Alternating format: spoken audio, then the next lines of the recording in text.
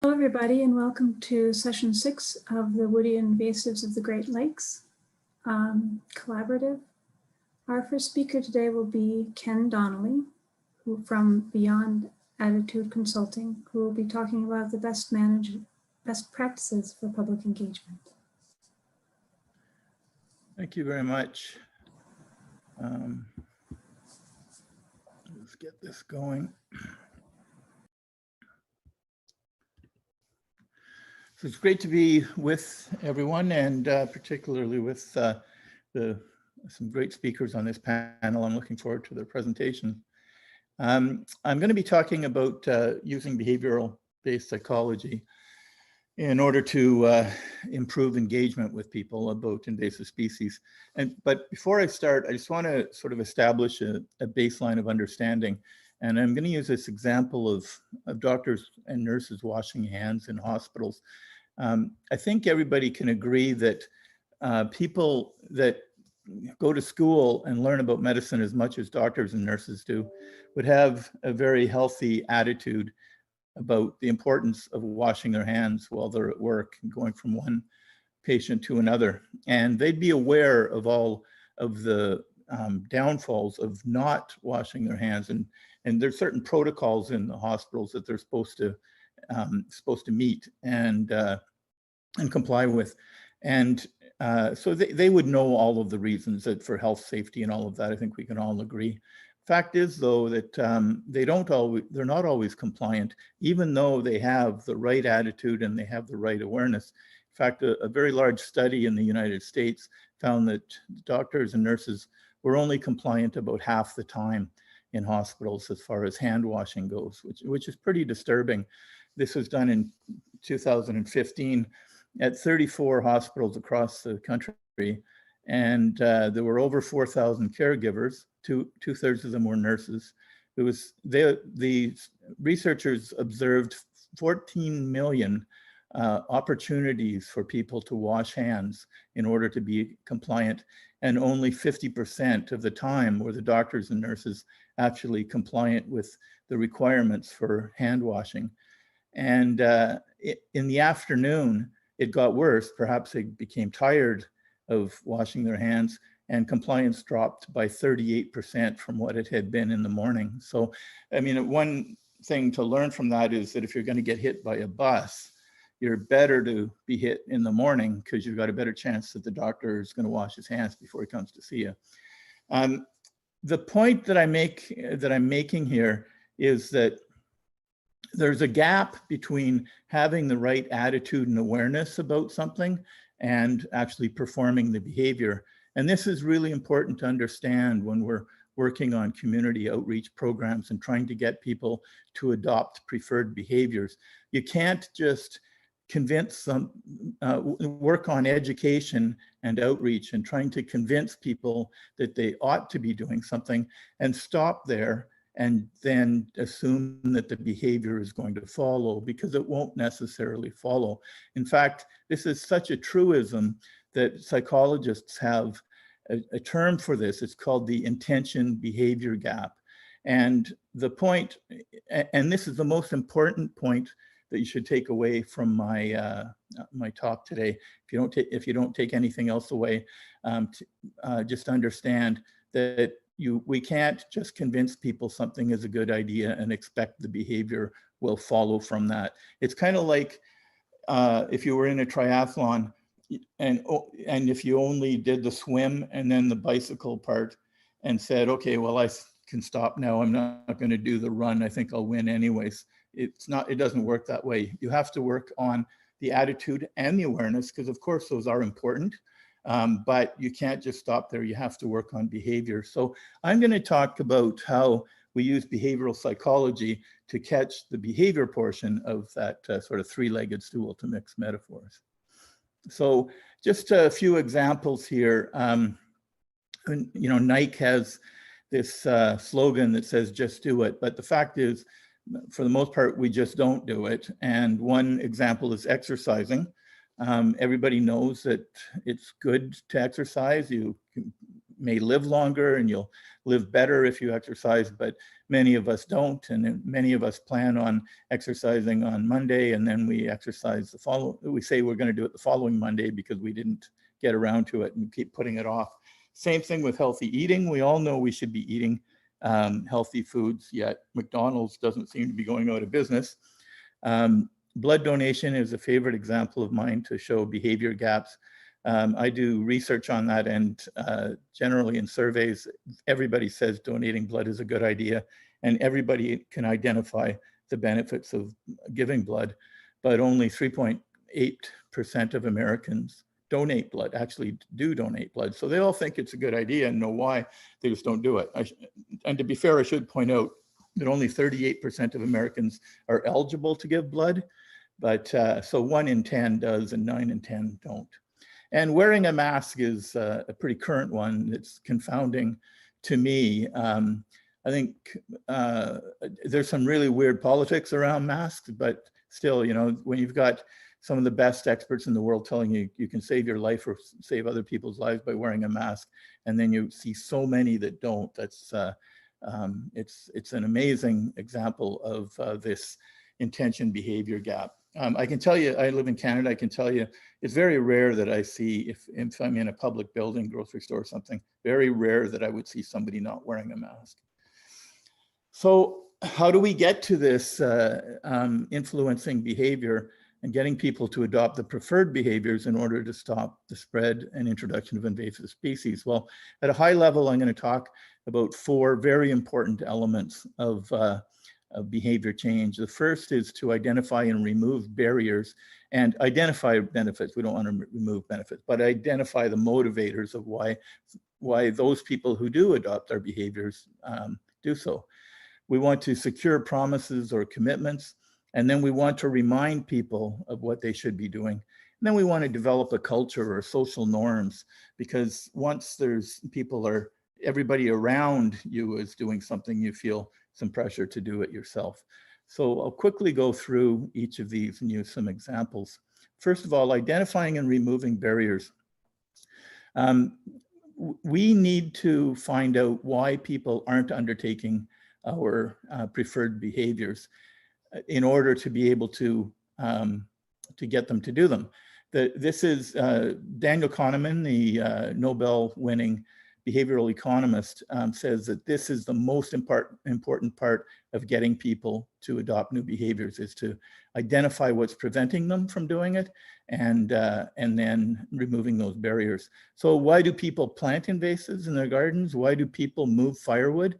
You may have some ideas on why that is, but the fact is, you can't assume. You have to ask people. You have to do the research to find out the actual barriers. And then you try and remove those barriers. I can tell you, I've done surveys for almost 30 years on invasive species as well as other environmental programs. And I always learn something new from them and have surprises from them. So quickly, the research methods that we typically use are literature reviews. And what's really good is if you can find a literature review that somebody else did, because there will be all kinds of citations in there and a synthesis usually of what somebody else found. So that's very valuable if you can find one that's already been done. Surveys are really important because you can ask people the questions, and you can ask a smaller sample of a population and extrapolate the findings. That really helps to understand the barriers, but also other elements like understanding and values and communications preferences and that kind of thing as well. Focus groups are really good for drilling down if you're trying to find out maybe in a particular area what's going on, if it seems like an anomaly. And observations, of course, are always good, because surveys, you know, people can usually, or people often answer with or give you the answer that they think makes them in the best light, puts them in the best light. Observations, you're watching actual behavior. So like in a workshop, I would go through a lot of detail, but I'll just leave it at that those are the research methods that we typically use. But a primary reason we do it, like I said, is to identify what the barriers are, and then we go about removing them. So I look at barriers like their friction, like pushing a fridge up a ramp. It's they prevent, they put up roadblocks, so they make it more difficult to adopt a new behavior. So like I say, it's like friction. If you can remove those barriers, and then you can make it easier for people to adopt the behavior. So, and if you get a behavior to be your new behavior, at least as easy as an old behavior that you might want people to stop doing, then it's easier to get them to change. But if you can actually make it easier for them to adopt the new behavior, then keep up with the existing one, then it's a lot easier. So for instance, I did some research in Canada, cross Canada survey, and on a whole bunch of different outdoor behaviors. One was firewood. And when I asked people why they moved firewood, most often what people said is because when I get to the park, the wood is wet and crappy and won't burn, and it costs a lot more, so I bring my own. And they said that over and over. There was other reasons too, but that was often cited. And the fact is, I worked at a park when I was about 20 years old, and we had crappy wet wood that wouldn't burn, and we charged a fortune for it. So that's a way that park people can make sure that they can reduce the amount of wood coming in just by having a good product at an affordable price, or even less than what they'd get somewhere else. So you remove the behaviors. The next thing is to secure promises from people or commitments to perform the behaviors. And I can tell you, when I work on a project and I talk to somebody at a boat launch or wherever it is, garden center, before the conversation is over, I'm going to ask them, well, can we count on you doing that next time then? And get a commitment from them to perform the behavior. The worst they can do is say no. But if you get a commitment from them, this is where the behavioral psychology starts to come into play.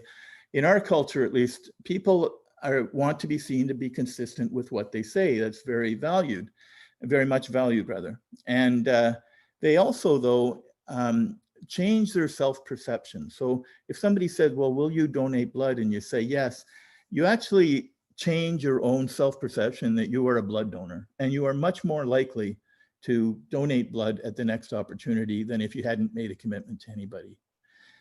If you're asked to take transit one day a week, or carpool, or turn your thermostat down a couple of degrees, and you say yes to that in order to help combat climate change, you're much more likely to do it if you've actually made that commitment.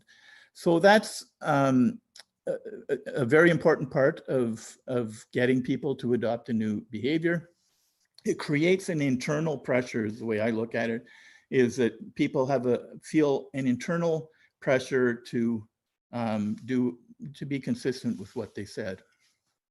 I'm going to play this with you for you. This is just an example of a commitment strategy. This woman asks people to watch her baby while she just goes into a building for a second, and then, well, you'll see what happens.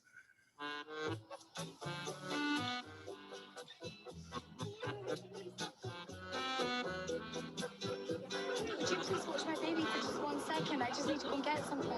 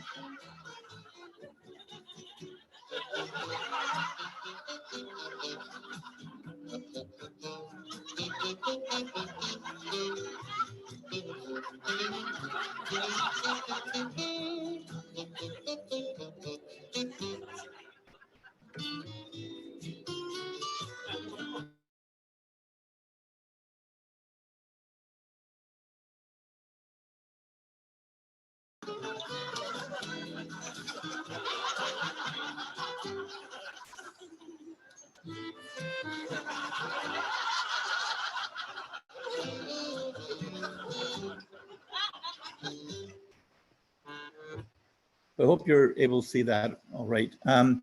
So that's just an example of, funny example of how important reminders are, promises are and commitments. But it's very important to train your staff if you're doing interventions or whatever, and ask for those commitments. I can tell you though, that some people are too shy to do it. And it's really important when you're training people on interventions to tell them that they have to make a commitment. The next thing is to have reminders. Now, effective reminders are in the right place at the right time when people are supposed to take on this new behavior. And it's supposed to provide the right information. I was on a call a couple of months ago on our aquatic invasive species meeting, and it was on outreach, and somebody on the call said, we got to make fridge magnets. Everybody loves fridge magnets, and this is for watercraft inspection. Well, that's great if the person keeps their boat in their kitchen, and they'll have a reminder on their fridge to wash the boat, but I don't think many people do that. You want to have the reminder right at the boat launch and remind people to do it there. A fridge magnet might be good for the other two legs of the stool, attitude and awareness, but it's not a reminder to perform the behavior. So that's why boot brush stations are effective. I mean, they provide the equipment as well, but they're a reminder at a head of a trail to brush your boots and your pants. And you can also teach people at the same time. So right place, right time, right information, and nice, clear, and simple information. And then the final thing I want to talk about is for behavior change is developing a culture.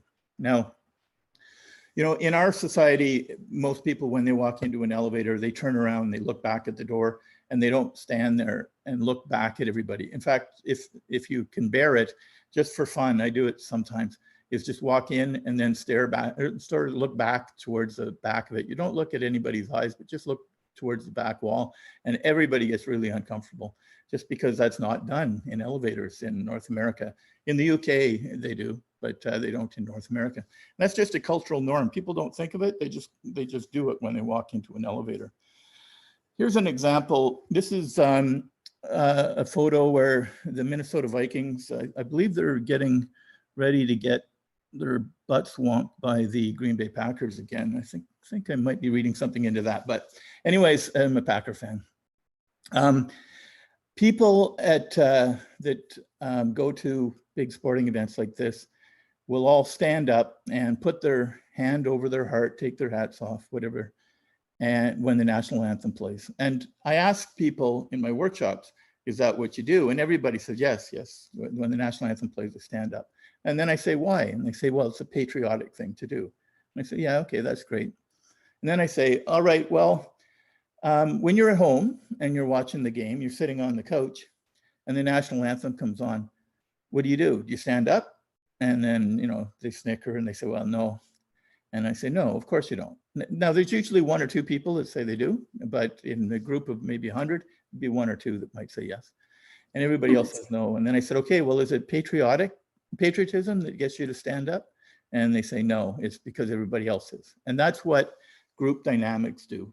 So if we can get people to establish, to undertake social norms of these behaviors, then we've got peer pressure, which I was talking about internal pressure before. Then we have external pressure where people feel that they should be doing these things because they see the people around them doing it. So that's the developing a culture. So I've talked to you about identifying and removing barriers, securing promises from people to undertake the new behavior, to provide reminders, and to try and develop a social norm, a culture, so that there's a lot of peer pressure to do the right thing. 1 minute left. Yeah, thank you. So if you're interested, first of all, my contact information is there. If you have any questions or you want any advice or something, if you're putting a program in place, feel free to reach out to me. If you're interested, you can point your phone at that QR code. It will take you to my website, and there you can subscribe if you wish to a weekly newsletter. It'll probably go out in about 2 hours this week, that I put out on Fridays on behavior change. And if you don't care for it, you can always unsubscribe. Thank you very much for your attention. Thank you so much, Ken. For next up, we have a dual presentation with Mathew Ueltzen and Peto, who both work with the Lake County Forest Preserve. Yes, thank you. Good afternoon, everyone. As Carolyn said, my name's Peto with the Lake County Forest Preserves in Libertyville, Illinois. And I'm joined this afternoon by my colleague, Matt Ueltzen. Today, we're going to discuss our ongoing efforts to engage private residential neighbors in controlling buckthorn to benefit a sensitive natural area. So first, I'd like to give some background on our buckthorn eradication pilot project. We started this effort in 2015 to eradicate buckthorn from a defined area. And that area is 2,900 acres, including and surrounding our Middlefork Savanna Forest Preserve in Lake Forest, Illinois. You can see kind of our battle map here on the right-hand side. So everything within the black line is the forest preserve. So the pilot project's area boundaries encompass 700 publicly and privately owned properties that fall within 3 municipalities and unincorporated zones.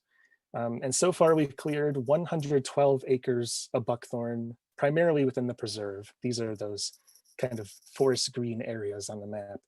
And we estimate that 528 acres of buckthorn remain, mostly on private lands. And this is this sort of red magenta color. But why are we committed to buckthorn eradication in the first place? Well, we could probably talk for days about all of buckthorn's negative effects, native flora and fauna. But we've also enshrined it in our 100-year vision for Lake County, Illinois, as you can see here. So one of our 5 to 10-year goals is to eradicate buckthorn on forest preserve lands and by 50% in Lake County. And then our 1 to 5 year objective is eradicating buckthorn across 4,000 acres of public and private lands. Now, why did we select Middlefork Savanna as the focus of this project? Well, Middlefork stretches over 687 acres of rare tallgrass savanna, oak savanna and woodlands, wet and mesic prairies, and sedge meadows and marshes. And as I mentioned, the preserve is also surrounded by a wide variety of landowners. As you can see there, residential, commercial, schools, churches, a golf course, the Chicago Bears team headquarters. And there are also other agencies and NGOs present locally that we collaborate with. So to kick off the pilot project, we conducted a survey of homeowners living in the area in 2017. Our goals were, as you can see there, to measure their awareness of buckthorn and native landscapes, and also to gauge their perceptions of trees and yards. The survey contained 26 questions covering the dimensions under the survey sections bullet point here. As I mentioned, we distributed the survey in 2017 through 3 waves per se. So first we mailed a packet to a packet with a hard copy of the survey to 535 local homeowners. And in that packet, a Survey Monkey link was included as well if folks prefer to submit their responses online. Roughly a month after that, we mailed a reminder postcard to non-respondents. And then our final wave was a non-response bias check postcard, again, mailed to non-respondents, which contained 6 crucial questions that helped give us a bit more statistical power for analysis. So overall, we received 126 responses, 101 to the full survey and 25 to the bias check. Then in 2018, the following year, we prepared and mailed a survey results packet to all respondents, and non-respondents received a postcard that directed them to an online copy of the results packet. So on the left side of the screen here, you see some major demographics.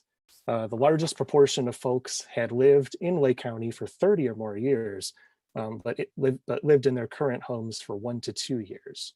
There are a couple more interesting pieces of info that I'll let you read for yourself there, but demographic questions were optional, which is why you see some different sample sizes here.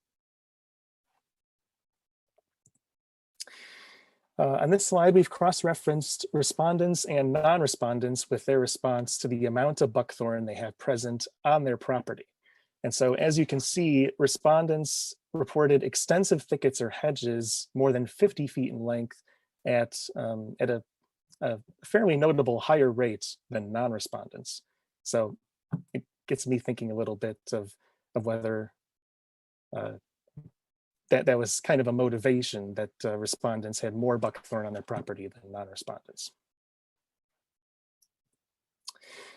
We also asked what buckthorn removal actions homeowners had already taken. The most common response was mechanically removing large individual plants, followed by regular pulling of resprouts, and then mechanical removal of a hedge or thicket 50 feet or more in length. So small scale projects seem more common than tackling a 50-foot hedge, for example. This was an interesting question. We provided 4 illustrations of what buckthorn removal and replacement could look like in a home landscape, with sequenced removal, large plant replacement, mulch beds, and native forbs as options. And we then cross-referenced responses to this question with the extent of buckthorn on a respondent's property.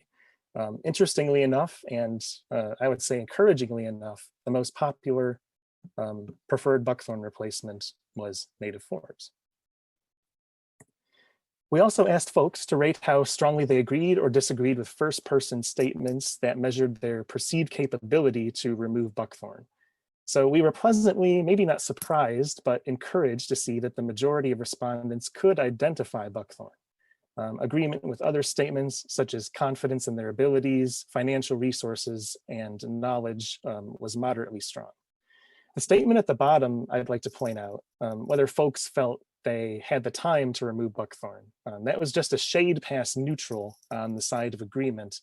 And it might be noteworthy that even if homeowners feel that they can identify buckthorn, have assistance from a landscaping firm and all the rest, it may not happen if they don't actually have the time to tackle it. On the right side of this graph, we plotted agreement with positive outcomes of buckthorn removal. And on the left side, you see agreement with negative outcomes. So the most powerful positive motivators were planting visually diverse shrubs and reducing buckthorn seedlings in their yard.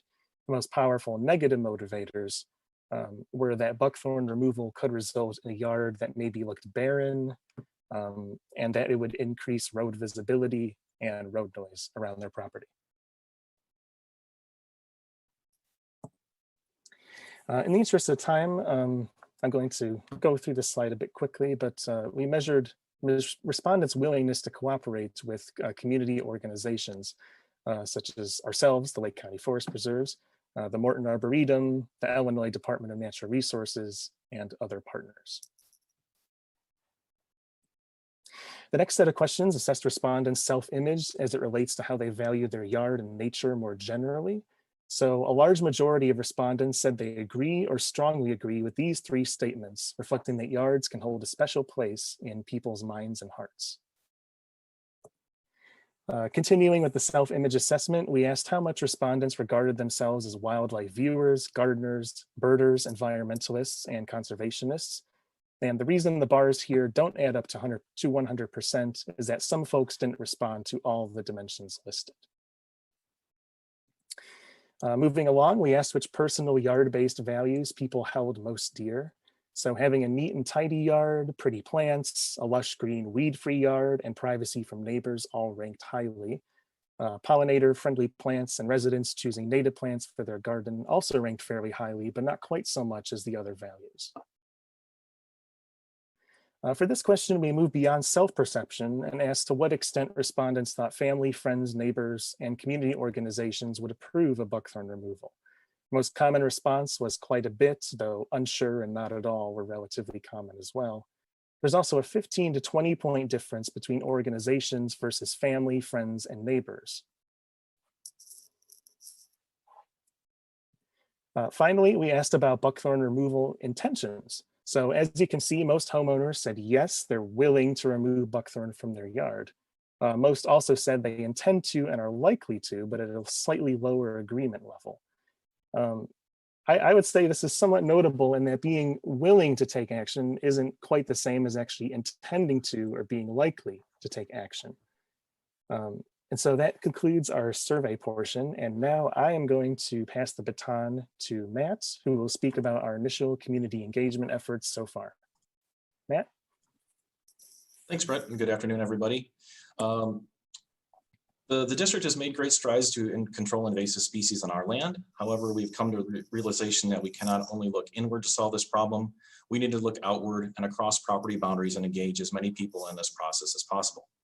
To that end, we've created a buckthorn and native landscaping homepage on our website with videos and informations on how to remove buckthorn and ideas for what to plant as replacements. We also have a quarterly magazine called Horizons.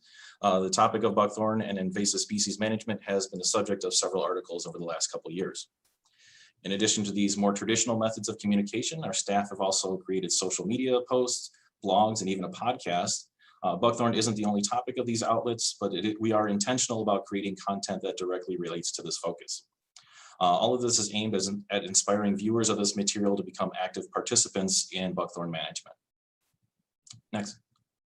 One of the ways that we invite people to become active participants is through volunteer stewardship. We offer several opportunities throughout the county for people to help us manage invasive species within our preserves, and volunteer opportunities exist throughout the year and at many different sites. Additionally, we offer programs for school-aged children to learn about buckthorn and other invasive species, as well as to provide the opportunity for them to do this work. We hope that these students will take what they've learned at these programs and replicate these efforts at their family home. Since 2018, we've hosted more than or almost 30 school programs, making connections with more than 700 school students. Next. Extending this work from private property or from the preserves onto private property is probably our largest barrier to long-term widespread success of buckthorn eradication. According to the survey, most people know what buckthorn is, but also prefer native landscaping. So this is somewhat of a dichotomy. And how do we help people break down this barrier and act on buckthorn management when obviously they prefer seeing native species? Near the entrance to Middlefork Savanna Forest Preserve, the Forest Preserve is working with partnering landowners, landscape contractors, and hopefully volunteers in the near future to create a native landscaping demonstration area. What you see on the screen is the initial plan for this area and shows a short meandering path through different planting zones. Prior to the start of this project, this was part of a buckthorn thicket, and it was not very inviting, and you really couldn't see much past the trail edge more than a foot or two because it was so dense. Next photo. Here's a photo shortly after we started this project in the process. So all the buckthorns have been removed. There's been some native shrubs that were planted, and the small wood chip trail has been installed. Next. The photo on the left was taken in 2015 while the area was still a buckthorn thicket. The magenta colored areas indicate the thickets. And this is the same data that Brett showed from that battle map that he showed earlier. As you can see on the right-hand side, it was a photo from 2018. The transformation has already started. Next. Unfortunately, this project has stalled somewhat in 2020 due to COVID. So I don't have any great photos of the finished product. It's still a work in progress. But the intent is to create small vignettes or planting zones of plant groupings such as shooting stars with sedges or a fern area, etc. And this is not intended to be a wild bed that might mimic a diverse prairie or a wild setting, but rather be a more formal and more manicured area that highlights how to use native plants in a home landscape. We hope that this will provide ideas and concepts to preserve visitors, to inspire them to consider the what could be on what could be on a portion of the yard that is currently a buckthorn thicket. When this project is fully established, we intend to install signage at the site for showing plant names, as well as to tell the story of the conversion from the thicket to what the final product is. We think that the creation of this demonstration really speaks directly to the responses and the outcomes from the survey. Next. Perhaps the largest outreach effort we've been able to accomplish has been through our presentations that we have offered. We've offered presentations to essentially anyone who would ask and sit still long enough to listen to buckthorn and how to control it. So we've talked to community groups, garden clubs, civic organizations, landscape contractors on how to engage them in selling buckthorn management and invasive species management to potential clients. We've talked to watershed groups and other conservation agencies. Next. We worked with many partners on this to share the message about buckthorn management, even at larger conferences. So this is one that I participated in with some colleagues from other agencies and private companies at the iLandscape conference last year. Next. And even during the pandemic, we created virtual programming to talk to people in the community and offered an online forum to ask questions. And this was extremely successful, and we had more than 700 views. And a lot of people online that were asking questions live. It was a great event. So I would encourage other people to think about doing the same thing. Next.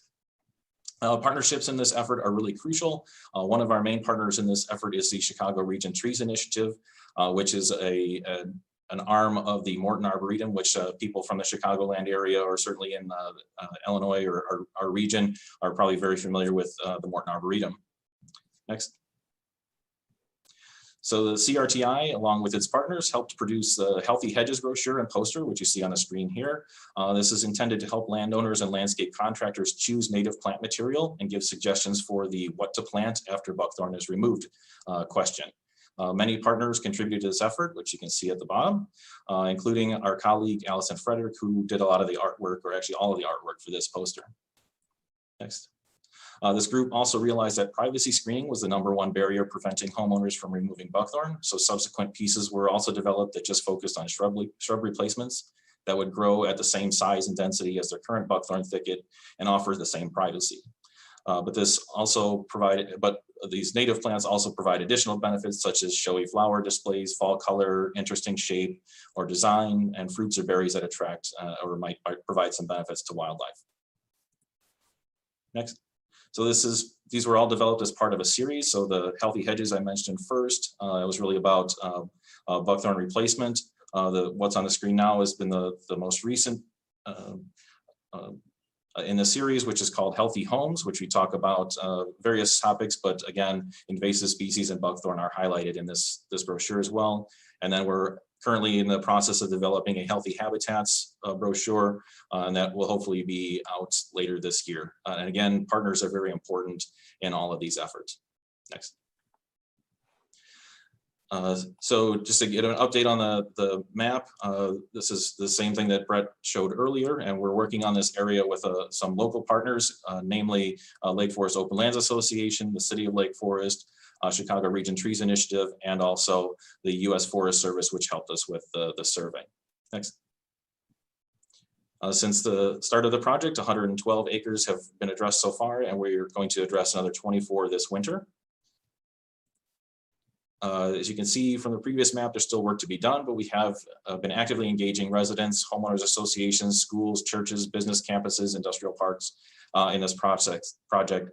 We've had continual conversations and contact with people and groups that were initially not interested in buckthorn management at the present time, but we don't look at this as a one and done approach. We're trying to continue our outreach and communication with those folks. Thank you. Go ahead. 2 minutes. Thank you.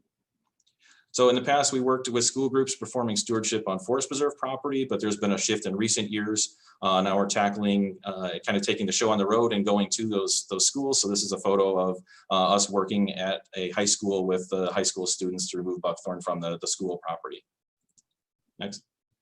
So this is one of our favorite photos and really highlights why engagement is so vitally important and why we need to work across property boundaries for effective landscape scale results. The area on the left is forest preserve property that's been cleared, and the area on the right is not. So you can see how important it is that we need to work together on this effort.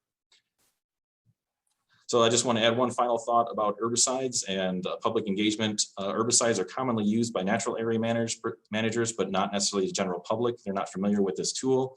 At many of our presentations, we regularly receive questions about herbicide and how to use it and where to apply it and where to purchase it. So if you're thinking about community engagement for invasive species control, herbicide really needs to be a key component of that. That would be my recommendation to anyone that's thinking about tackling this as well. Next. So with that, Brett and I are happy to take any questions. And if we don't have time to answer questions now, our contact information is on the screen. We'll be happy to answer any questions via email. Thank you.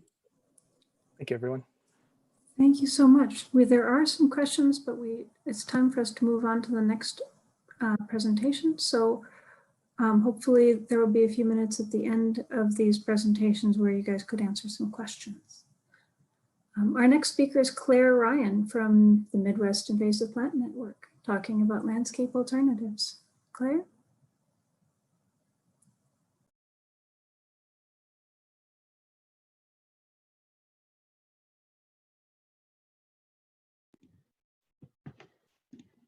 Here I am. Trust me to be caught flat-footed, right? Yeah, so it's my pleasure to be presenting in this session, our final session for WIGL. And my presentation is called "Just Because It's Sold Doesn't Mean It's Good," encouraging people to use landscape alternatives to make good plant choices. And like everything in WIGL, the work I'm about to discuss was funded through GLRI. Thank you so much to them. Before I get started on my presentation, the moment many of you have been waiting for the folks that are in the bigger conference. They're playing a game for points to win gift cards. Going to our top 10 winners. Our code is Friday. And the exclamation point is part of the code, so make sure you put that in the box. All right, on to the good stuff. All right, so the 28 taxa that we address with WIGL, with one exception, are all species that have been introduced to trade. And the one that wasn't is, just for the heck of it, it's the hybrid honeysuckle, Lanistera bella. It's a feral hybrid in North America. It was bred on purpose in Europe, but it was never adopted over here for horticulture because it just isn't as pretty as straight Tatarian honeysuckle. And not all of them are actually all that terribly attractive in terms of ornamental value. Some of them were more utilitarian use. I think Chris had those great historic brochures about autumn olive and multiflora rose being used as hedgerows to feed wildlife. So there's definitely some of that. Some of them have been used for erosion control on highways, you name it. Black locust is used in reclamation projects. Today, about 5 or 6 species are still common, depending on exactly where you're located, depends how likely you are to see them. This photo is winter creeper, and that's definitely a common one. I took this photo in New York, so it's actually required there for Euonymus fortunei to have this label on it that says invasive species harmful to the environment, and it has some more information on there too.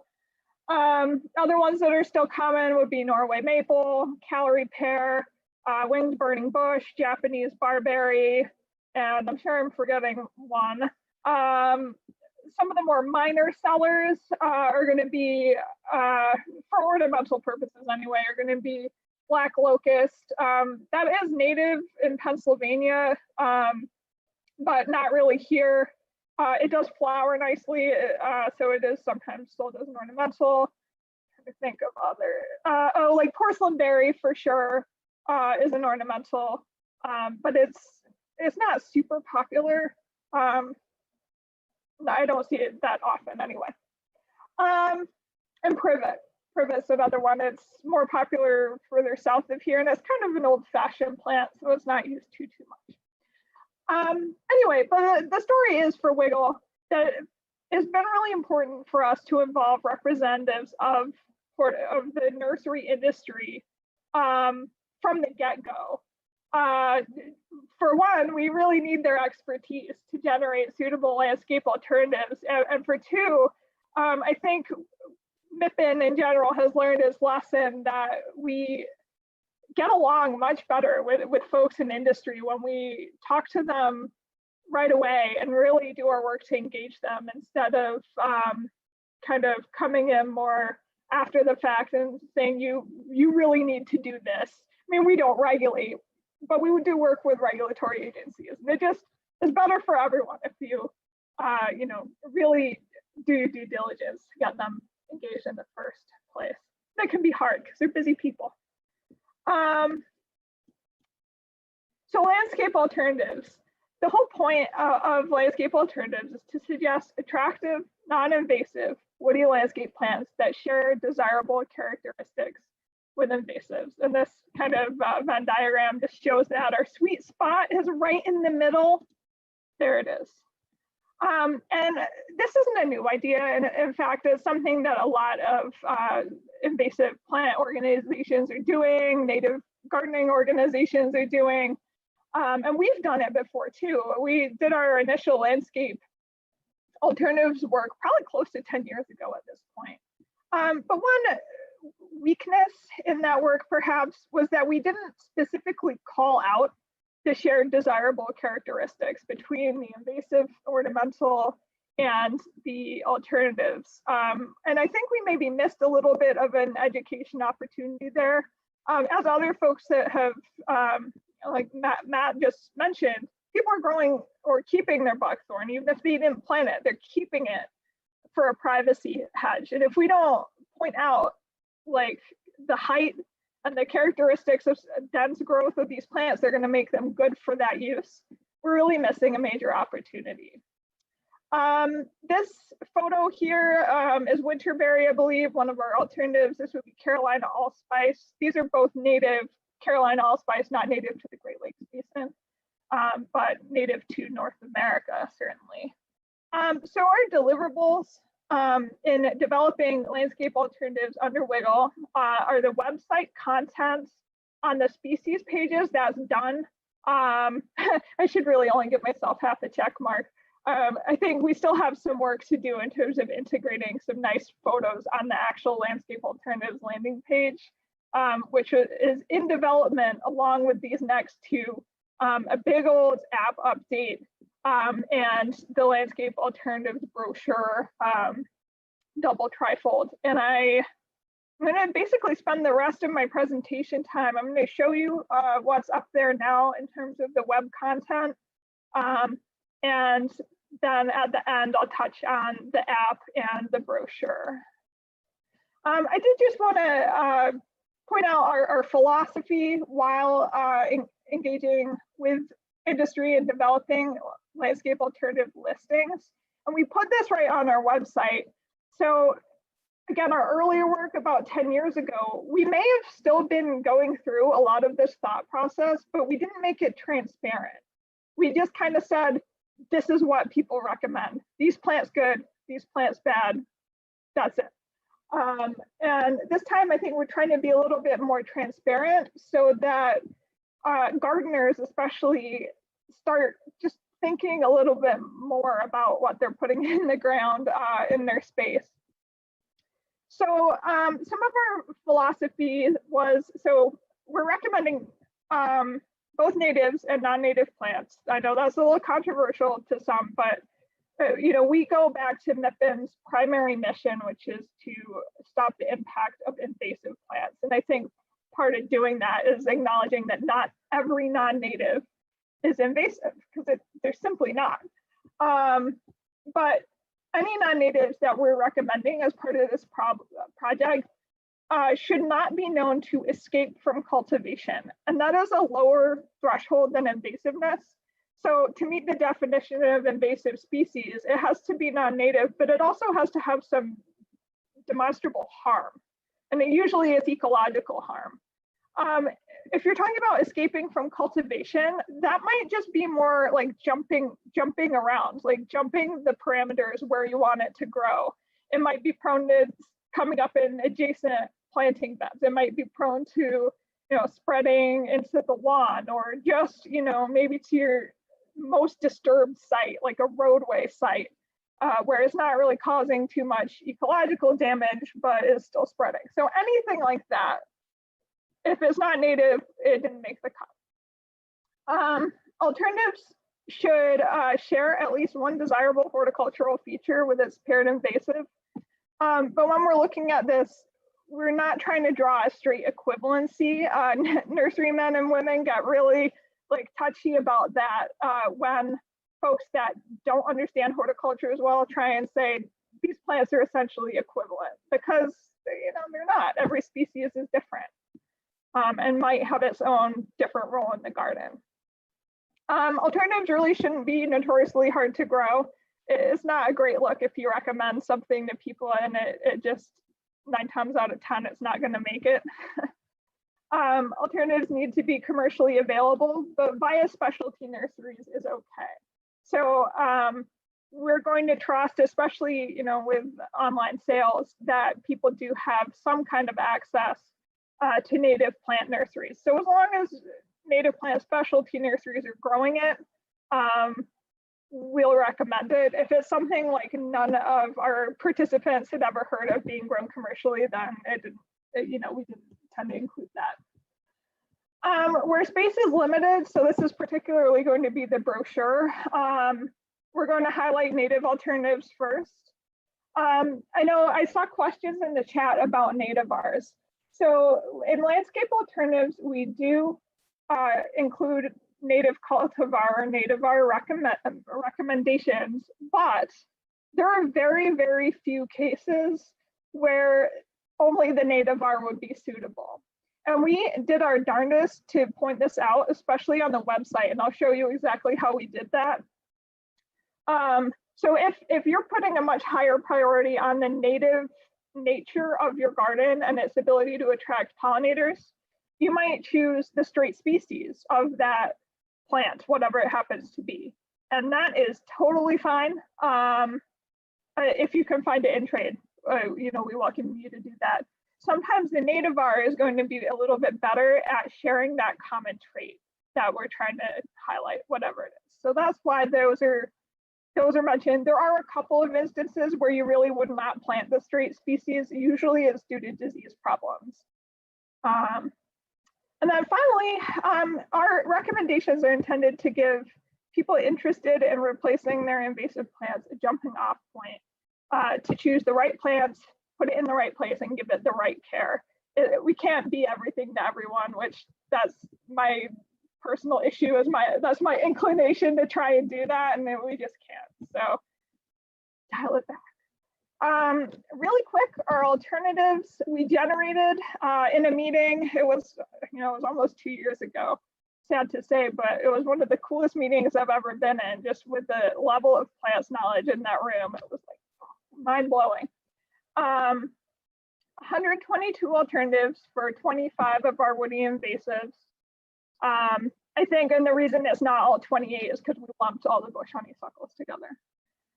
51 of those are suggested for more than one invasive species, so we're getting some breadth there, able to use the same information in a couple spots. 87 of them are native to the United States, so that's 71%. That's much better than the original app. I don't actually know what our percentage is with the original app, but I know it's not 71%. And 72 alternatives total are native to part of the Great Lakes Basin, so that's close to 60%. The US natives that are not native to the Great Lakes Basin, we tended to recommend more southern for climate smart gardening. And we avoided, or at least provided a caveat for native species that are, there's a word missing here. It should say native species are known to be particularly aggressive. So at one point I had prickly ash somewhere on my list. I was talked out of that. No, it is just too aggressive for a landscape setting. Virginia creeper is another one. It's pretty darn aggressive, but there aren't that many really colorful native vines. So we kept it in, but we'll have a warning there. And this is what our web information looks like. I think I didn't have internet access when I presented that last. So I'm actually going to show you from the website. I probably will just keep it to one example, so I think I'm running a little low on time. So this is calorie pear, obviously a species in trade. And here's kind of how we laid out the information. You've got your traits up here. So this is why essentially people plant calorie pear. It has that nice, in the juvenile, it tends to be kind of like candle shaped, candle flame shaped. And then maturing into a nice round round lollipop. It does have showy spring flowers. Boy, do they stink, but we didn't put that on here. And then it has some interesting and colorful fall foliage. And then here's our total list. We've got quite a lot of alternatives suggested for it, with your Great Lakes natives at the top in the dark green, US natives below that in lighter green, and then exotic species that are not known to be invasive in blue. And these little notes are where we've mentioned something about the cultivar. So why did that cultivar get recommended? And I think for all of these, it's because the feature is considered to be improved in those cultivars. Your straight species native may provide greater pollinator benefits. So it's up to you to make an informed choice. And then this footnote was about flowering time. These species of tree will flower, but don't expect it to be when calliopeia would flower. And that's kind of the process we went through.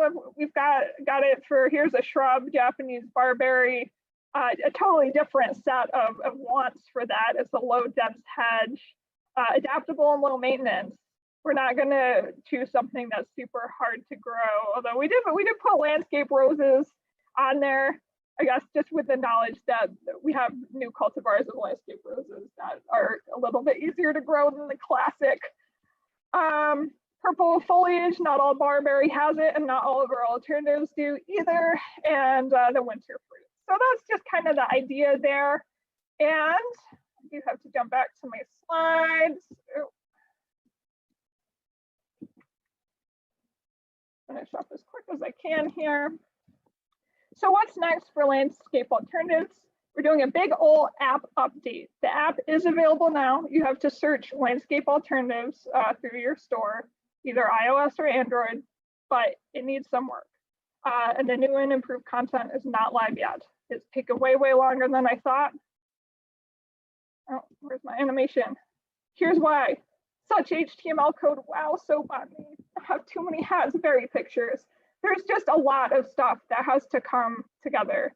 And if Chuck is watching, or anyone else from Bugwood, the center at University of Georgia, I'm sorry. Because this is the HTML code. This is what I'm dealing with for all the invasive plants and every single alternative. It's terrifying.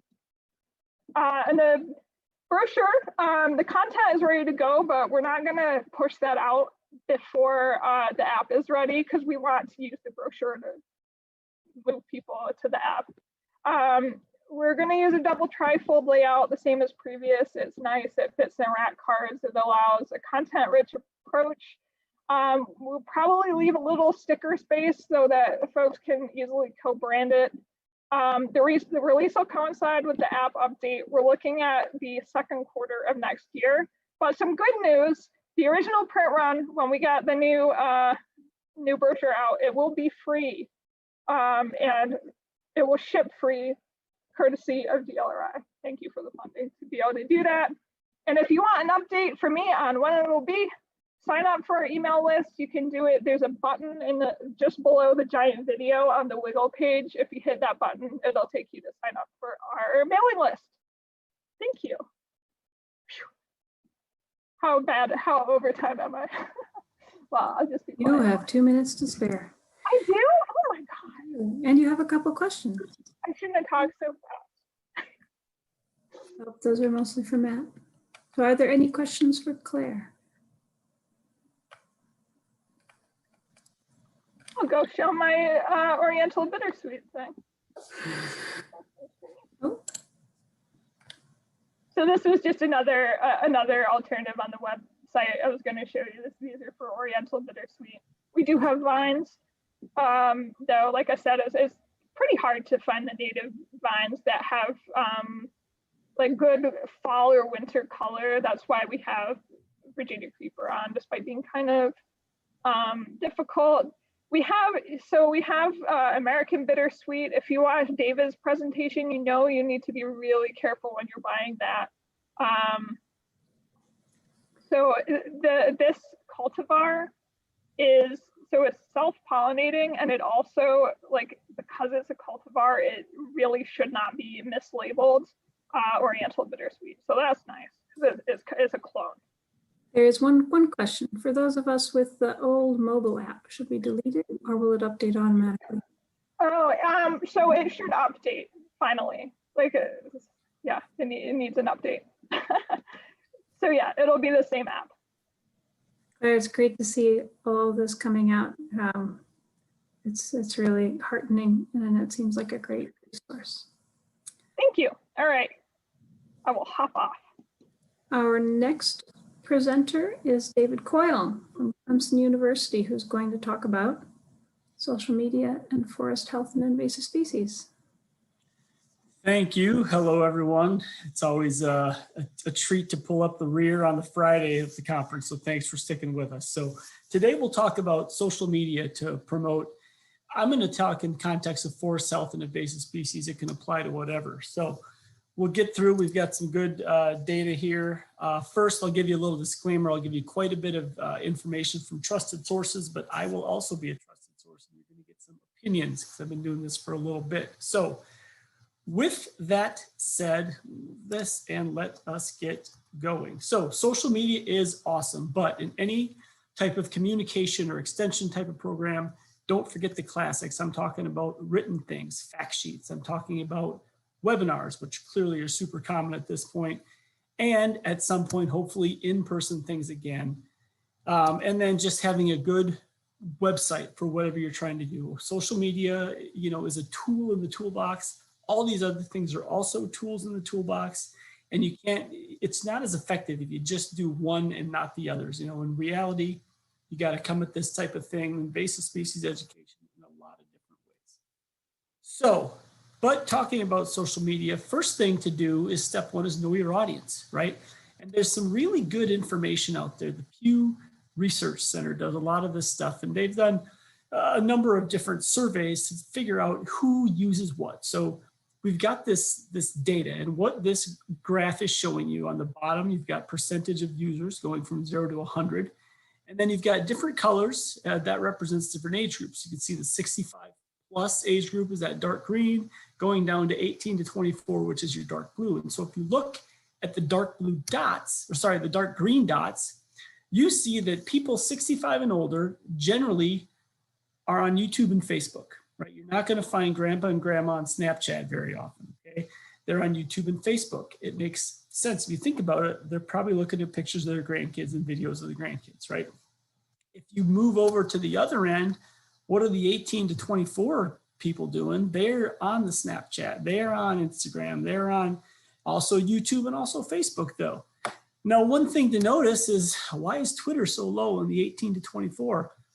This graph is just showing you different age demographics. If you actually look at different, we'll call it professional demographics, right? Farmers and researchers and business people, they all have different likes and dislikes and preferences as far as what they're on. So from an academic standpoint, Twitter is great, right? There's a lot of groups on Twitter, that type of thing.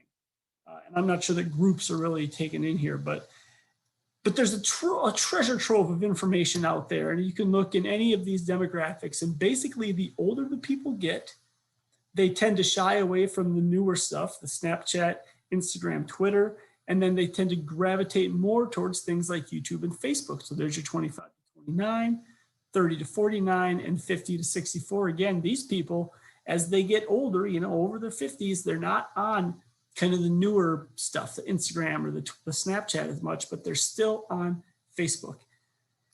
And then this is just, first of all, to find this whole thing, if you Google Pew Social Media Use 2019, it's going to take you to that whole article. It's like a big article, very interactive. It's a good read. But what this is showing overall, this graph just sort of sums it up. 73% of users are on YouTube, 69% on Facebook. That's of everybody. If you want to reach people, YouTube and or Facebook should be a part of that, because you're going to reach so many people with that, right? All the other things, Instagram, Pinterest, LinkedIn, yada, yada, much smaller, but they also are much more targeted at certain things, right? Something like Pinterest, which, people probably say, well, aren't women just on that? You know what? Yeah, if you look at the demographics of Pinterest, it is overwhelmingly women, right? If you look at the demographics of LinkedIn, it is overwhelmingly business type people, male and female. So each of these has their own demographic. So know who your target audience is. That is totally key. And for me, it's this. Okay, I'll give you my example. I'm dealing with professionals, first and foremost, extension agents, consulting arborists, consulting foresters, that type of thing. I also deal with a lot of what I call future potential professionals, right? College kids and people looking to learn. And then also I deal with the landowners and general public. This is where it gets tricky because you really got to know what you're dealing with. So on this note of landowners and general public, we're going to play a game. It's a little more fun in person, but you can bear with me and do this yourself. I'm going to have you guess the demographics of the average forest landowner in the southern US. Okay, this is who I deal with most of the time. I will give you some options if you're playing at home. Go ahead and take a choice and we'll see how you do, right?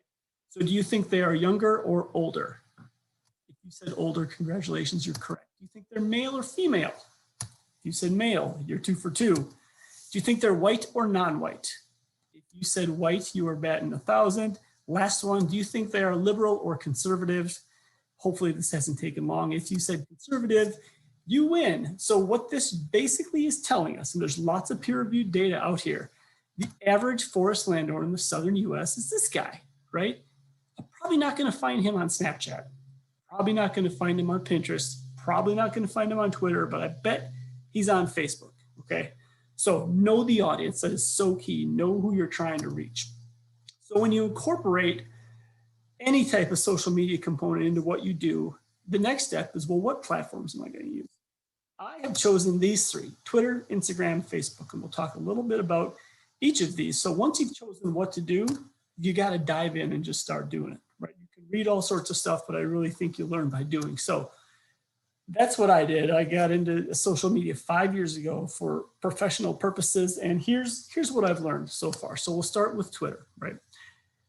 3 main things, 3 main sort of cornerstones of Twitter activity is the type of stuff you put on, the quality, and the activity level, like the amount, right? So when you look at the type of content, you could do all sorts of different stuff. And don't get me wrong, social media can be a total cesspool. But if you focus it, you can reach a lot of stuff. So you could be political with it. You could put all your kids and family on there. You could put sports stuff on there. I chose to not do any of those things, right? My Twitter feed is 98% work stuff, career advising stuff, because there's some younger people on there too. What do I put on there then? Forestry stuff. Pine straw? Sure, man, that's great. Bugs, right? I'm a forest entomologist, like bugs, the critters, fungus, invasive plants, all of that is totally fair game on my Twitter. And again, when you start a social media platform for work, for invasive species education, you get to decide what's on there, okay? Now, activity level, there's a happy medium somewhere, right? If you're doing this, right, that's not enough to get up, the algorithm's not gonna pick you up, no one's gonna see your stuff, and they're not even gonna know you're there. If you're like this, then you run the risk of being a bit obnoxious, and people are gonna be like, I don't want 18 posts a day from this guy about all sorts of things. So figure out some sort of middle ground. That's my advice. Figure out some middle ground. Personally, I shoot for, on average, a post or so a day a week. So I'm looking at about 5 to 7 posts a week. That tends to I feel like that's the right amount of time to put into something like this. And then the quality. You want to put stuff out there that people can digest and can learn from, right? So you got cool maps, new information, right? We just had a new Asian longhorn beetle spot here in South Carolina. Boom, that goes out there. Something original you may have created or a picture you may have taken. Advice on certain things, management advice, all that stuff is great. Excuse me, and then opportunities, especially if you're in a position where people are looking to you maybe to find a job, right? If you see, a master's student possibility, I put those out there almost all the time. There's some Twitter tips for you. Now, when it comes to Instagram, I've chosen to do it a little bit different. And part of that, again, is the demographics of who's on Instagram. People on Instagram, by and large, are there to look at stuff. They may or may not be there to learn, but they want to see something pretty. And I've chosen to use this to show more of the human side of things, right? We all do this as a job, and there's a human side to it, right? It's more visual, it's more personal. So when I see things like a Luna moth, not everyone gets to see these all the time. hey, put that stuff on there, man. Some of these bugs are really, really cool. And I want people to appreciate that. I'm also going to show some of the dog, right? Luna is a great subject because she helped me harvest some stuff for some workshops. And I'm telling you, animals go over on Instagram. And part of what you want to do is cultivate a following, because you want people to look at your feed, to see stuff, you know, the cool bugs, the pets, whatever. And while you've got them there, hey, by the way, drop some knowledge on calorie repair. You can still buy it at Lowe's, and it's a horrible invasive species, right? You can slide some of that stuff in. So there's all sorts of things you can do with this. Now, Facebook has so many uses, you know, and I know it's starting to get a reputation as only old people are on there, and that's totally not true.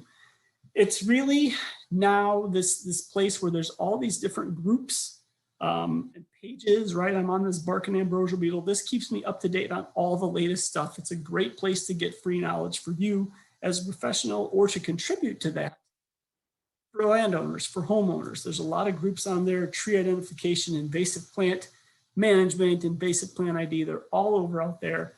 The best thing you can do as a professional is contribute your knowledge to that to help make sure people are learning the right thing. And then we've also got a distance diagnostics page where people can, you know, they can enter their picture, their stuff. We've got a problem, what do we do? But also advertising. When you're trying to put together your workshops, you've got a new publication out, you've got a new video you want to show, Facebook is great, because remember, 7 out of 10 people are on it. You're going to reach a lot of people. You can tag a lot of different groups, and that is a really good way to get things spread, get your information out there. Okay. Learning on the job is part of social media. So if you're going to get into social media, if you're in there, you probably already know when you start, you don't know a lot, right? Nobody just knows how to do this stuff. You learn as you go. I certainly learned as I went, and it doesn't take long, because after a while you get the hang of it, right? You're going to figure out what does work, what doesn't work. And so let's talk about a couple things that do work, especially, right? So I think what I have found to be very successful is tell people what they're seeing. Okay, so here's some examples. So you can put this picture up there and say, holy cow, look at all that emerald ash borer damage. The woodpeckers are going crazy. Most people are going to look at that and just say, that's a picture of bark in a hand, right? What you need to do and realize that not everyone sees things the way you do. It's your job. So you see all these things. Tell people what they're seeing, right? Draw that circle around that little D-shaped exit hole. There's the hole made by the adult beetle that leaves the tree. And then put some arrows to those jagged holes and say, these larger, rougher edge ones, that is where the woodpeckers are trying to get those EAB larvae. That is going to help people figure out what the heck you're seeing, and there's a much better chance they will remember that next time they're out in the woods and see something like this. Maybe that's going to stick and say, oh, there's those little D-shaped holes. That's where the beetle came out. With maps too, this is, you know, when they just found EAB in Winnipeg a couple of years ago, 3 years ago, you can throw up this map by APHIS and say, holy cow, look at that, EAB's in Winnipeg. A lot of people are going to look at this and they may not know where Winnipeg is. Okay, let's be honest, but you got to explain things to them. Okay, so arrows, text, annotate things, annotate pictures, annotate graphs, annotate maps. Tell them where Winnipeg is, right? Tell them it was confirmed there on this date and how far away it is, and how the only plausible way it probably got there was by human movement, because that drives the point home that people are moving EAB, which we know they are, right? So you're giving them a nugget that they can take and they can learn. And then I mentioned figures as well. A lot of us, you know, when we do this for a while, we can look at this figure. Oh, this is a, you know, hemlock woolly adulgent mortality as temperature rises over hours, but most people are not going to see that. So you need to break it down for them. Tell them that as you go up on the graph, it's more dead bugs, right? Tell them as you know, there's all these temperatures. I know Ken is here, but look, most Americans do not know centigrade. You got to put it into Fahrenheit for them. So tell them that 30 at 7.9 degrees centigrade, oh, that's 100 degrees Fahrenheit, right? And then they'll figure that out. And then as you go farther, you can just say, you know, you can explain the graph. The beetles were held at constant temperature in the lab, which means the steeper line means they died faster. And then you can help them figure out, oh, this graph is telling us that if you keep them super warm, they die fast. They die faster. They die quicker, right? And that's what you want. At the end of the day, you want to take something that may be complex or not as intuitive and break it down and give them a nugget of information they can take. Because I think most people, if you can get people one nugget of information from your social media post, you've won, right? You're not going to teach them a dissertation worth of stuff in a tweet or an Instagram post. Just give them something, and that's enough to help them learn a little bit, but also maybe keep them coming back and keep them interested. So there will be trolls, right? They are out there. There's a number of people that are, to them, fun is messing with other people, right? Or promoting maybe conspiracy theories, what have you. They are out there, but if you are running your social media, and it's a professional thing you're doing, right? If I'm just doing it as Dave Coyle, I can do whatever I want, right? But if you're doing this as a professional, in my case, I am, you got to stay cool. You can't take their bait. What they want is to get you riled up, right?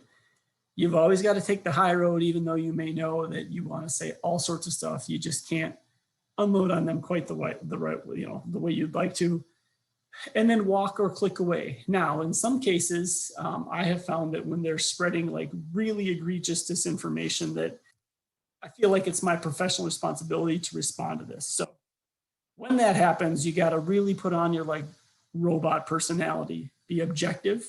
You should be transparent in where you're getting information to counter their gibberish. You got to be professional about it. Give them the information sources, right? Don't just say, I know this because I've studied it for years. Give them a reference, because if they can always just say, you're just making that up. No, man, here's your reference. And then at the end, you know when to be done, right? A lot of times trolls are just going to keep going and keep going, keep going. Even after you've totally proven them their point ridiculous, they will keep going. And at some point, you have better things to do with your time.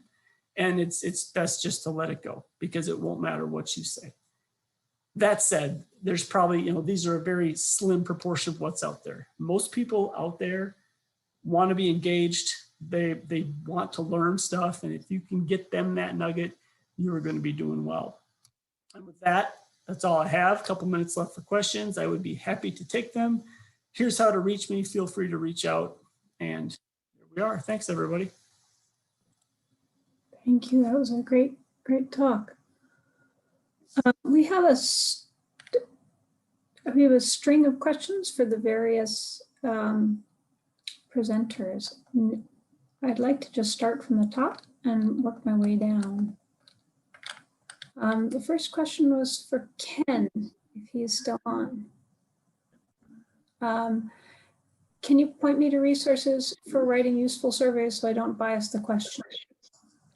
Yeah, I don't have something that I can say right off, like, a particular document, but if you Google third-party technique surveying, that would be a good start. The third-party technique is essentially that instead of saying, do you go to church every Sunday?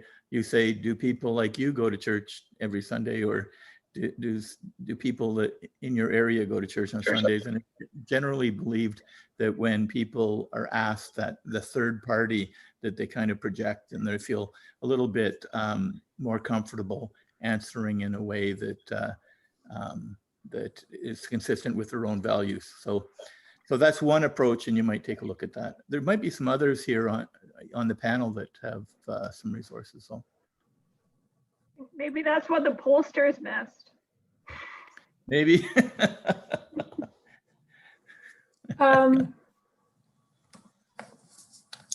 Thank you. For Brett, how did you establish your address list for the mail surveys? Yes, so actually we have a very strong GIS and mapping division within the district. So they pulled taxpayer parcel information. So it was names and addresses from there. That's how we narrowed it down. We just set the boundaries of the project area. Thank you. Sure. Has anyone heard of neighborhood buckthorn removal days, like neighborhood garage sale days? I've heard of certain garden clubs tackling buckthorn on weekend volunteer days. I don't know if you've heard of anything like that, Matt. I know there's school groups or school districts that had I guess that are close to one another that had kind of like a rivalry and had a battle of the buckthorn and tried to cut down as much and who had the bigger pile at the end. But I'm not aware of the garage sale or whatever. I'm sorry, whatever you just mentioned. That's awesome. Thank you. Sometimes community groups maybe I know garlic mustard pools are huge. Garlic mustard is a huge problem, but you don't need equipment to do it. The end is in sight because the season is short. So you're not out there in like August, September sweating, trying to get these kind of things. So I don't know. I think maybe they're just a little bit more successful with herbaceous plants, but we need them for woodies for sure. Yeah, that's for sure. Matt, as you use natives, are they nativars or natives? Do you have thoughts about the differences? We try to only recommend natives as much as possible. We're not recommending any nativars in any of that material that we've produced. Thank you. David, regarding trolls and misinformation, do you chime in to try to correct misinformation, confusion on posts that aren't on your page? Occasionally, if we did that at every point we saw, we would do nothing else, right? So it's a matter of pick and choose your battles. It depends on what is said and where I find it. Honestly, it depends on if I've got time to deal with it, right? Because you can't just, like I said, you got to provide information. So I've got to go find a link to put in there to do that. So I guess the answer is occasionally. But really, I could spend all day, every day doing that, unfortunately. And there's just, my bosses would probably not be cool with that if I just was on Facebook all day. So. Fair enough. Brett, Matt, it didn't look like there was much racial diversity on the brochure that you shared. Can you describe the thought process there? Good question. Again, a lot of that material was developed by the Chicago Region Trees Initiative, so we were a partner in that, but not necessarily the sole partner in that. So that's a good question. That's something we can bring up to them for the future. And for Brett, how did you? Oh, I got that one already. Matt, anything you want to add about? You already did that. Sorry. Dave, for a Facebook page that is fairly new and trying to get a broader audience, a 5-county SISMA, do you have advice on how to go about this or the effectiveness of paid Facebook advertising? So I have not used advertising, but I am told that it actually does work pretty well because you basically pay for the algorithm to get your stuff to the top. So that is something that, for all that I know, it's worth the money. Another thing that I have done is reach out directly to other larger accounts that might benefit that. I'll give you an example. A few years ago, I started a regional forest health program for the southeastern US, right? And we started a Facebook page and all that. And when you're just starting, nobody knows who you are, but I did know the forest health folks at the state agencies across the Southeast. So through them, I went to Chip at Georgia Forestry Commission and I said, hey, I need to talk to your social media person. I talked to her because they have tens of thousands of followers, and just introduced myself. Hey, my name's Dave. I work with Chip. I have this program that's got a lot of information that is, very pertinent to all your people. I'll tag you in a few things, but if you wouldn't mind amplifying, that would be great. And you basically just ask them, hey, I'm here.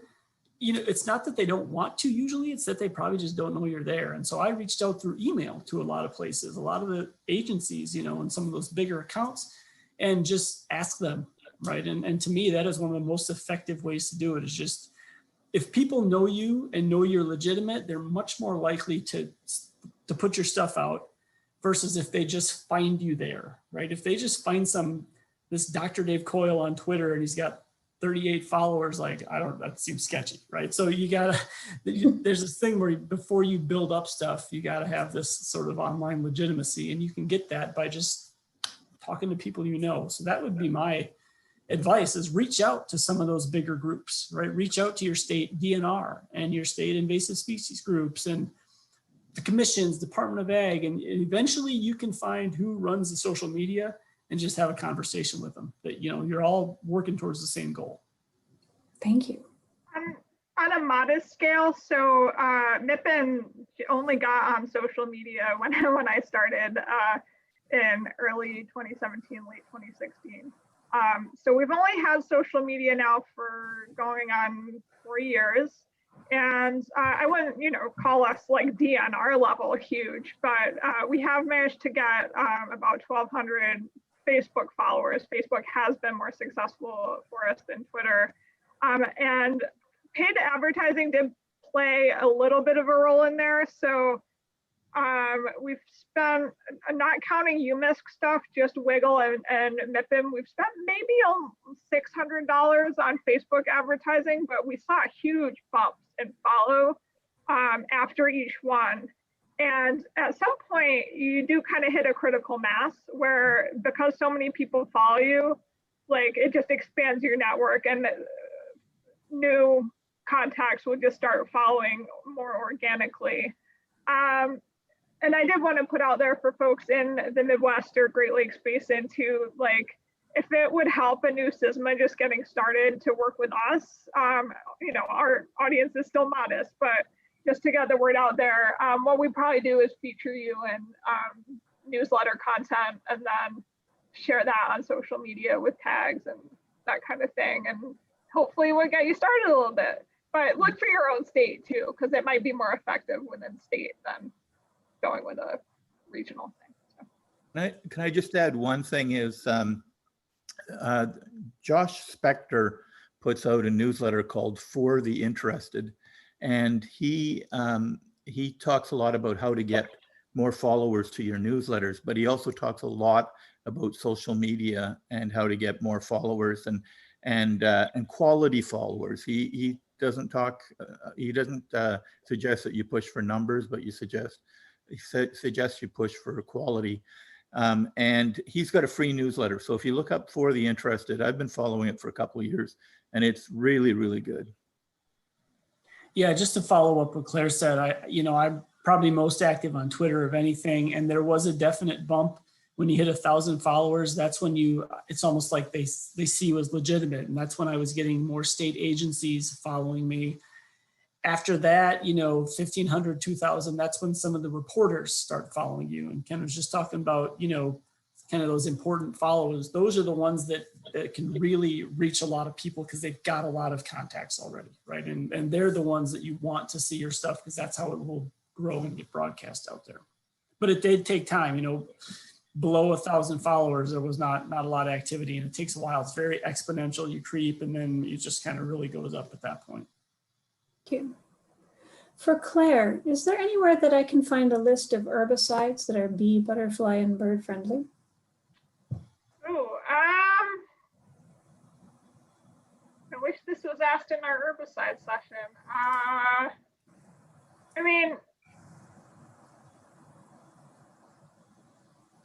I'm not sure. The concern with pollinators tends to be mostly, from my understanding, the neonicotinoid pesticides. And those are really for use to prevent insect damage, not so much herbicide. There can be issues where plant material, usually I guess it would be seeds, are treated with certain pesticides and antifungal agents. And I guess you would just really look for an organic supplier to get around that kind of thing. And in terms of herbicide, like the most common ones for woody treatment, I don't believe pose major threats to insect communities when applied according to label directions, but I'm not the herbicide expert. Thank you. We have about 30 seconds left. We do have one more question. Should I ask it? Yeah. Okay. For Matt, have you had resistance from landscape architects about natives? And if so, what have you done to overcome that resistance? I'm sorry, the first part of that was broken up. I didn't hear you. Have you had resistance from landscape architects about natives? Not to my knowledge, not to me directly. We are trying to work with some landscaping firms in our area to try to promote natives and kind of talk about buckthorn removal with replacements with natives. And we've had some good contacts through garden centers and people who do design work for landscape contractors. Thank you. That is all the questions that I see. And here we are right at 4 o'clock. So Carrie's on Eastern time. I'm right at 3 o'clock. Oh, that's okay. Yeah, thank you guys so much for speaking as part of this session. Like all of our WIGL sessions have been so good, and it's because of folks being willing to contribute their time to it. So thank you. And I am going to open a Zoom social if folks just want to hang out with plant nerds that think about invasive plants. But you know, no one feel pressure if you've got other places to be on a Friday afternoon. So yeah, all right, see you there maybe. All right, Thanks, everyone. thanks everybody. Thank you, everyone. Thank Bye. you.